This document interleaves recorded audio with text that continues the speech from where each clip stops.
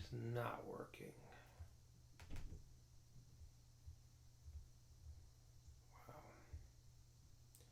Okay, is this working now? Hold on, is that me? No, it's not. 1 second, almost. Yeah, okay, we're gonna get it 1 second. Public. Okay, are we back now?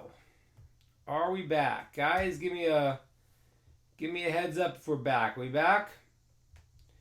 Do you see me? Okay, Victor sees me. I think we're back. Okay. Yep.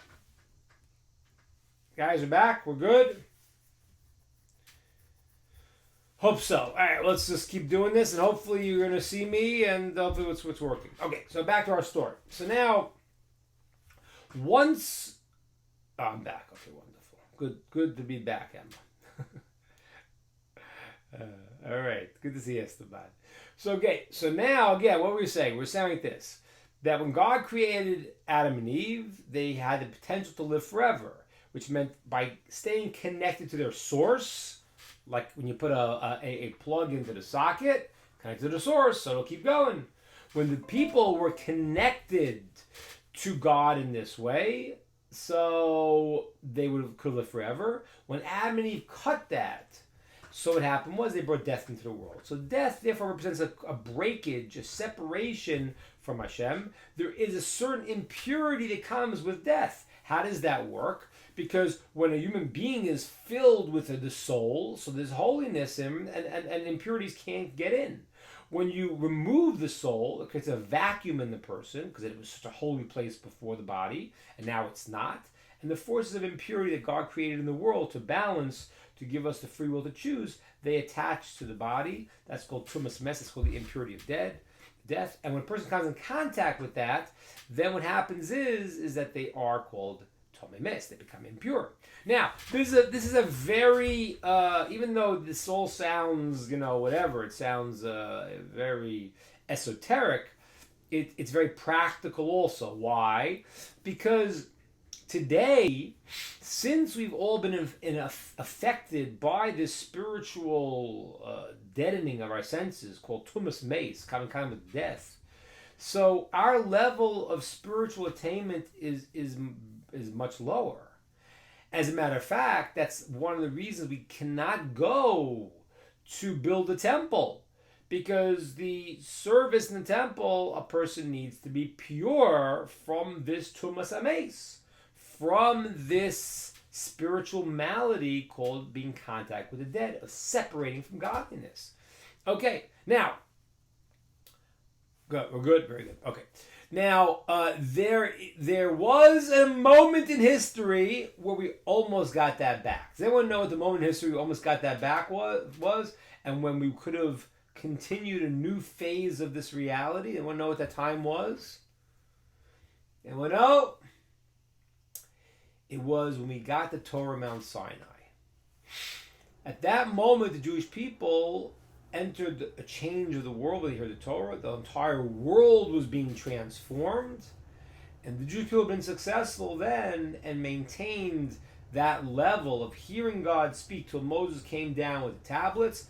That would have ushered in a new era in the human race, in the world. Okay? That's the idea of the tablets, by the way. Why? Because the tablets, there were two tablets, right? But there were two sets of them. The first set that Moshe brought down, he broke them. That's called the Luchos Rishonos, the first set of tablets, and the second set of tablets. What's the fundamental difference between these two tablets? The fundamental difference is that the first set of tablets, Moshe goes up and God gives him the tablets and the writing.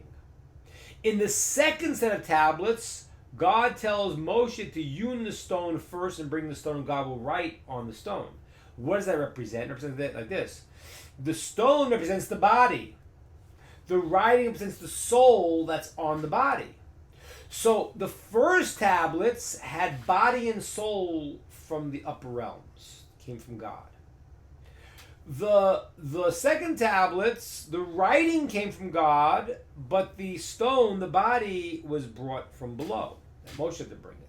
What does that represent? That means if they would have been successful at the not falling at the moment of the at the time of the giving the Torah, and they would have kept that spiritual level for the 40 days until Moshe came down with the tablets, and he would have given those tablets to the people. There would have been a cosmic change in the world. The world would have been a different place, not like the world today. The world could not handle that, and Moshe had to break the tablets. Why break the tablets? Because what they did was they had served the golden calf. They had done the sin of the golden calf, which was again similar back to the sin of Adam and Eve. That was a break from God. There's a certain place where, on that spiritual level of saying we're connected to our source and we're not going to figure out new ways to do things. No, it's not that they really believed in a golden calf, but they figured we need some type of way to connect to God through something because Moshe is gone. But all those calculations was a cutoff from God. So what happens is they really brought death back into the world with the sin of the golden calf. Okay, now, what is the remedy for Tumas Meis, becoming impure to the dead? So there is a very, very strange law called the Para Aduma, the red heifer. And this is the quintessential chok. As I said in the beginning, the first part, those who were here, that it's the type, there are laws that are civil laws, there are laws that are commandments that bring you closer to God. And then there are laws that they bring you closer to God, but you have no idea, you can't understand them. They're incomprehensible. You don't understand why. And that's very important. It's very important to have that. Why is it important to have that? Because when in a certain sense, let's say you go to a doctor and you know medicine, and there's certain things that you do. Doctor tells you this. There's a certain place where you may have to rely on a wisdom that's above yours, otherwise you'd be a doctor if you're not a doctor. So there very often in a situation where a person wants to go to a higher level beyond what they understand themselves, they have to rely on something that's beyond them. And they have to say, just like I know this doctor was good and the things I understood, I don't understand this treatment, but if I believe he's an expert, I'll rely on that. So too, when you come to connect to God, there are things you do that make sense. And things, wow, look at the depth of this. Look how deep that Torah is. Look at this idea. Look how I'm fixing my relationship between me and my friends and my family. And look how I'm fixing myself up. But as long as you're only doing it because it makes sense to you, there's a certain place. Lost me again on Facebook. Sorry, guys. I'm going to have to keep going here without Facebook, and we'll have to stream it to Facebook later. I don't know what's happening with our Facebook feed tonight. I'll try one more time with the Facebook feed, but we seem to be having a lot of trouble. Victor, we're going to need you to be local because it's not working when you're not. It likes you too much. So when we try one more time here, we're going to try to see if I could get back on the Facebook page, but if I can't, then we're gonna have to do something else next time. Try one more time to get back on Facebook.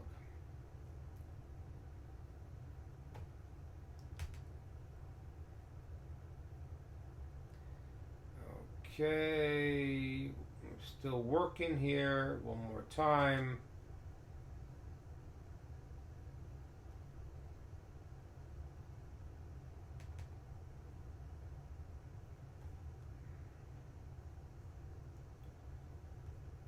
Okay, hold on, try one more time.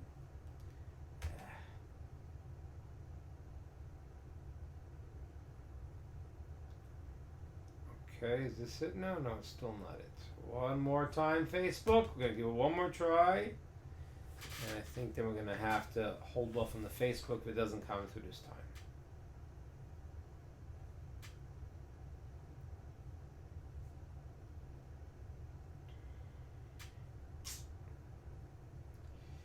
Okay, to my chagrin, we seem to be off of Facebook. Don't know why.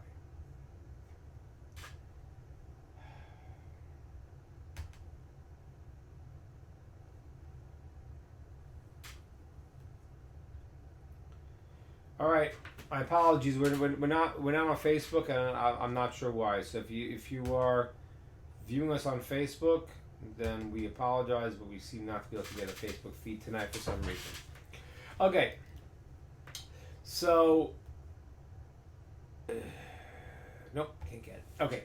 So back to our story. So what are we saying? Oh yeah. So now, like this,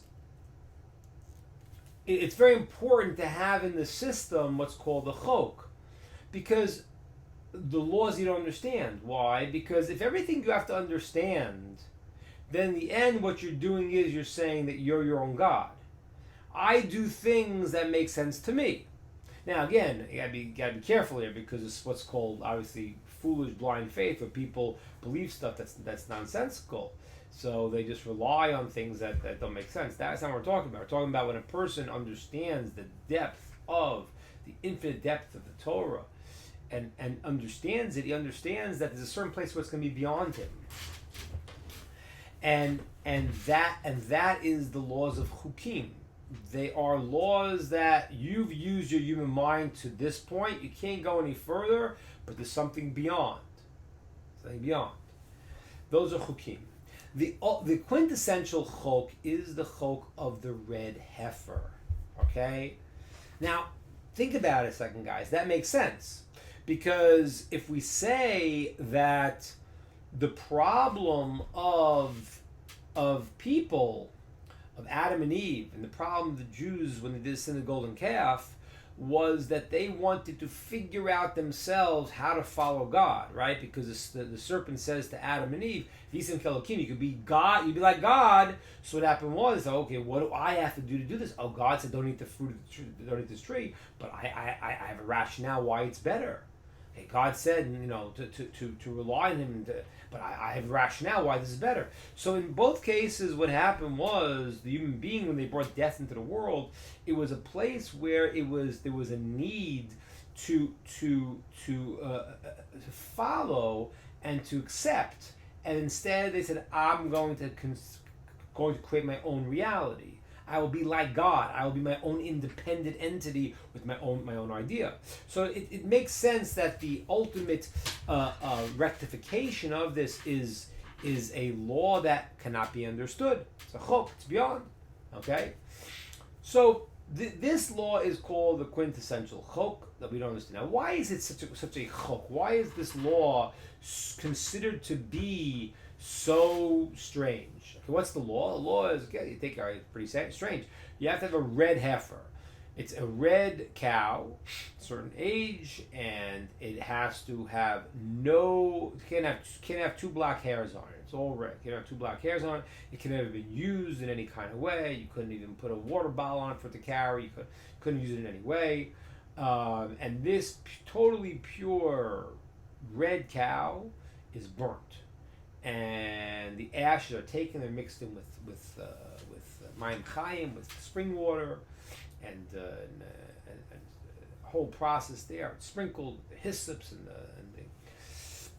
and this is sprinkled on the person who became contact with the dead, and somehow in some way it's sprinkled on the third day and on the seventh day, and after 7 days he's now pure.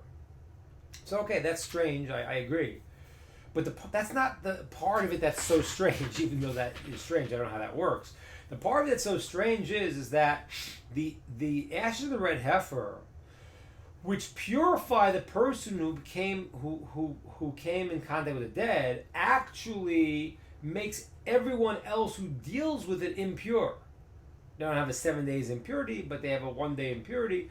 They have to go to the mikveh, and they have to go to a natural body of water, wait till the next day. They're actually impure. Except for the person who actually sprinkles it on the contaminated person, the person that has been infected by the impurity of death. The one who actually sprinkles it does not become impure, which is a fascinating idea itself. Some commentaries talk about it, because if you actually go out to help people, okay, and you say, "I'm going to help people," and you're worried now how it's going to affect you, God protects you because you're going out with the clear motive of helping others. So amazingly, that's one of the explanations why he, of all the people, does not become impure. The one who actually sprinkles it, he does not become impure, and everyone else does. But the whole thing is bizarre. It's a red heifer, and you burn it this way. And not only is it strange that it makes someone pure from the dead, but the people who prepared it, who burnt it and did everything else, they become impure. How is that possible? So we don't know. It's a chok. It's a chok. Even King Shlomo, Solomon, who is the wisest of people, wrote about this law. He says, I said I will become wise, but it's still far from me. I don't understand it. So King Shlomo, who tried to really understand everything, and he was the wisest of all men, couldn't figure out and couldn't understand the law of the red heifer. Okay, now, so where's this relevant to us? Where's it relevant to us? In the following way. As I said to you before, we can't go do the service in the temple right now because we have been affected. We've come in contact with the dead, which is spiritually somehow desensitizing. It represents this break we had from God. And right now, we can't go to the Temple Mount and rebuild the temple. So what happens when the ashes of the red heifer are found? Because there still are some. The ashes of the red heifer that Moshe made, there'd be 7 different ones in history, and if I remember correctly, they have 6, and be one more. But we still have from Moshe the original that he made. We always took from the one that Moshe made. We kept some over, and that was added to the other ones. So apparently there is hidden away some ashes of the red heifer. There were 3 places that it was kept. It was kept one as a mishmeret to keep to show. There was one in the 2 different parts of the temple area. Now, a lot of people listening are Noachides, and there was a famous Noachide named Vendel Jones you may have heard of. The rumor is that the character Indiana Jones was based on the archaeologist Vendel Jones. That's I don't know if it's true or not. I know Vendel Jones said it was true, and somebody told me that Vendel Jones was bald, and he said Harrison Ford and I, look exactly the same, but I part my hair in the middle. That's what he said. And Vendel Jones was an archaeologist, became a Noachide, and I know people went out on digs with him many years ago, and apparently he claimed that he had found a map that, if he would be allowed to dig, would uncover where the ashes of the red heifer were still remaining. So if that would have happened, that would be a very amazing thing, because then you really, what's your excuse for not building the temple, the Beis Hamikdash? Because people would be pure, they could do that. So the ashes of the red heifer. Now, the way this story is, I don't know this firsthand. I know this secondhand. The way that I heard the story was that he said that the Antiquities Society in Israel would not give him the rights to dig in this place. Now, if he's right, and that was the place where the ashes of the red heifer were, and they wouldn't give him the rights, what does that mean? Well, it means on a spiritual level, first of all, the Antiquities Society is not tuned in to what has to happen, but it also means that people are not ready yet to get it, because if it's there and we want to do it, well, we want to push, we want to try to make it happen, but if we can't, then it means on a deeper spiritual level, God's not letting it happen. So we have to push to do it. There are people now, I know there was potentially they had maybe found there was a farm in the States where they had a calf, and it was all red, and they thought it maybe would end up not having a blemish or not getting 2 black hairs, but unfortunately before the time that it had to, it was not. From what I heard, did not maintain its status, and it was not valid anymore. But imagine when we get that red heifer. We get that red heifer. What happens is that we now have the ability to become spiritually pure and to go forward in the next step of where human beings have to go to. So that would be a tremendous and dramatic experience. It's going to happen soon. When? Today? Tomorrow? I don't know. But I want to delve into this a little bit more deeply to understand.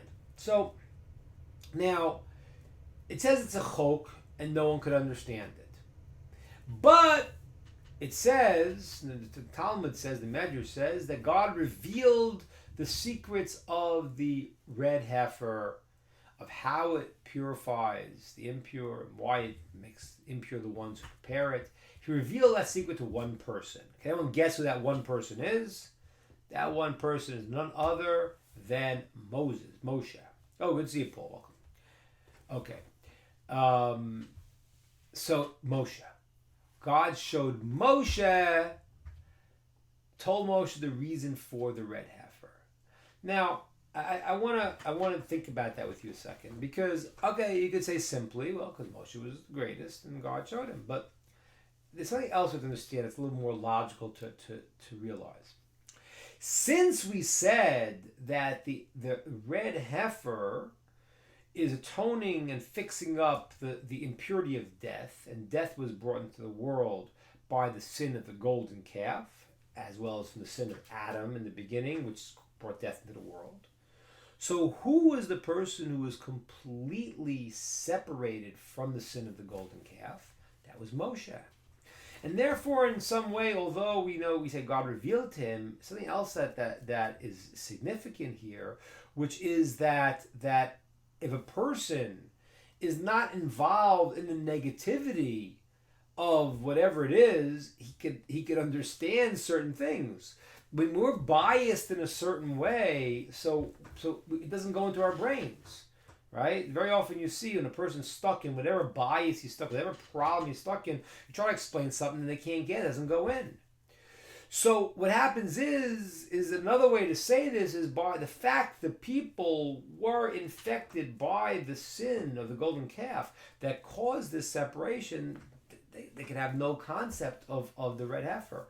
Moshe, who is totally separated from it, was up in the spiritual realm when the thing happened, when the golden calf happened, he has the understanding of it.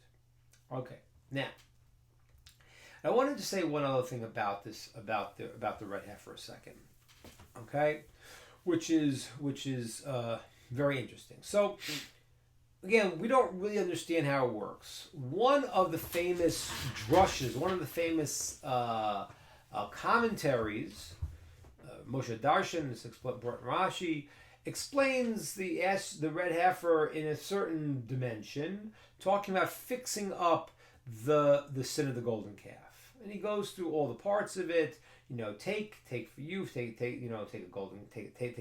heifer, just like you took your money to make the gold to make the calf. So now you get it fixed up through that, and it's done through the this person. Now it goes through the whole different thing. But one point that I want you to realize is that it says take a calf, a heifer, so why? It gives an analogy of a baby that went and he soiled his diaper and everything else in the king's palace and made a mess there. So what do? They call the mother and they say, okay, mother, come clean up your baby's mess. So the explanation is the red heifer somehow, which is like the mother, that fixes up the sin of the golden calf, which is the baby. Now, I don't know what that means either. What does that mean? But I want to try to explain this because it's very, very important. When we talk about a human being, there's a certain ability a person has to self-heal and regenerate certain things. Obviously, certain things he doesn't do. But when a person gets a cut, what happens? The healing process means that there's a place where within the body God created us to have a certain functionality on our own that we could actually heal ourselves. Okay? And living things do that. Okay? As opposed to a rock that you break in half, it doesn't fix itself. But plants very often do. Human beings do. Animals do. Because why? Because living entities that have their own life force inside of them, one of the ways that that we demonstrate this life force that God gave us is that we're alive and the body can actually heal itself. That's given to us. Now, unfortunately, sometimes people really, don't understand that that's a gift that God gave us, because they say, "Oh, I can eat this food, I can that food, my medicine." So they unfortunately they start to go and take too much dependence on their own knowledge. As a matter of fact, there's a fascinating idea. It says that there was a book called Sefer Refuah, a book that question who wrote it. It was King Solomon. It was Noah, but it was a book called the Sefer Refuah, the Book of Healing. Okay, and the sages, King Chizkiah hid the book. This book could have healed anyone's diseases, and he hid the book. Very strange. Why did he hide the book? And the rabbi said he did the right thing. So there's different explanations why he hid the book.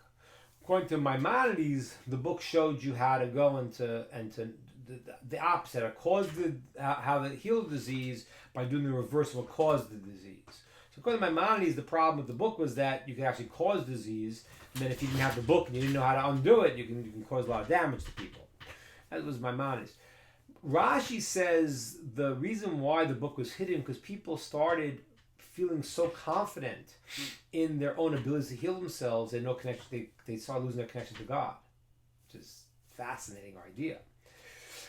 Be that as it may, but what it shows us is that, okay, God did give us, not because it's just we're separated from God, but He built us in a certain way that we have the ability to go and to even self-generate and to heal ourselves because He gave us life. And that quality is, to a certain degree, an aspect of the living person. Now, there was never a book, and there is no book of how to heal death. Okay, because death is a cutoff. Okay, what happens? And same by the law. We pray for a person that's sick when they die. We don't pray that they come back. Yes, we do believe Hashem will bring back, can bring back, does bring back, but that's not in the human realm.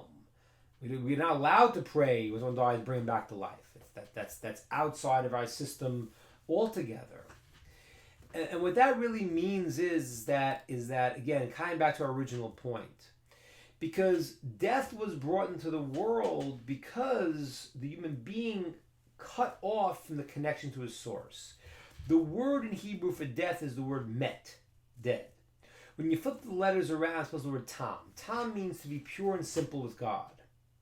So when we were connected to the source, then we lived. Once we took tam, the idea of being pure and simple, and flipped it around and said, no, we're going to figure it out ourselves. We don't need the source. We're going to be like God ourselves. We're going to figure out what we're going to do, and we're going to cut off. At that point, that brings death into the world. That's the separation. The red heifer, the idea is that, yes, it's a certain place beyond our mind. Okay? It doesn't mean we're very into using our mind, our logic. But if you say that everything is your mind and your logic, then you're saying you're God. You know everything. And you only do the things that you understand. There's no world beyond you. The story of the red heifer, the purification of the dead is there's a place beyond me that where life comes from. And that's the representation. We said that it goes from the calf to the mother. What does that mean? It's not the mother that's giving us the purity. Hashem is giving us this system to bring purity, but it goes back to the source. That's what the representation of the mother is the baby is going back to what its source is. We too, when we want to get the purity that we damaged by cutting off our connection to the source, that comes through the power of the chok, through knowing there is a world beyond us that we don't understand. And when we plug into that, we plug back into the source, then we actually purify the thing that caused the sin in the beginning, the break, and unify it now by saying we're going to connect back to the source that gives life, and it's not in our hands. And that's the amazing ideas of the ash of the red heifer. Okay, any thoughts, ideas, comments on the red heifer or anything else? I'm sorry we don't have Facebook, people. We only have YouTube. So if you are on YouTube, please please, ask me anything. We're good. So I'm a Noachide and in healthcare, and people die. How does that uncleanliness apply, or does it? Is that for all people, only Jewish people? So there is a different type of impurity that happens from a Jew and a non-Jew. A Jew will transmit impurity to the dead even if you don't touch the person, even if it's just in a house. For a non-Jew, there has to be a touching. But the reality is that, like I said, today everyone is impure from the dead, and you're doing a mitzvah. You're doing a very, very important thing, being healthcare. So I wouldn't worry about it now. When the time we get the ashes of the red heifer, will be purified. Then there'll be a time when everyone says, okay, so now I want to go to Jerusalem. I want to go to the temple. And I'll be purified. So the answer to the question is, like I said, right now, everyone essentially has common contact with the dead at some point. It's like the spiritual, veil is really on all of the world today. That's why we don't. That's one of the reasons we don't understand the Torah in the same way we did years ago, because there's like a spiritual veil that's blocking it. That everyone's in that situation, and therefore there's nothing you can or should do now. Just keep doing the mitzvahs of helping people and healing, and trying to be a messenger to bring healing for people, and people that do good things, Hashem protects them. So that's what you should do. Very good. Good. Any other thoughts, questions, or ideas on the red heifer or anything else? We have a few minutes. If anyone has a question, we'll take that. And yeah. All right, guys. I'm going to end it early this week. We had a little bit of technical difficulty, and hopefully we'll have that a little better for next time. But enjoy. Shabbos coming up. And we're going to next week. We're going to have a streaming. It's going to be a recorded one. It won't be. My timing will be a little different. So we'll still televise at 8:30, but it'll be recorded video, and it'll be on a very exciting topic to be announced. And we look forward to seeing you next week. All the best. Take care, everybody.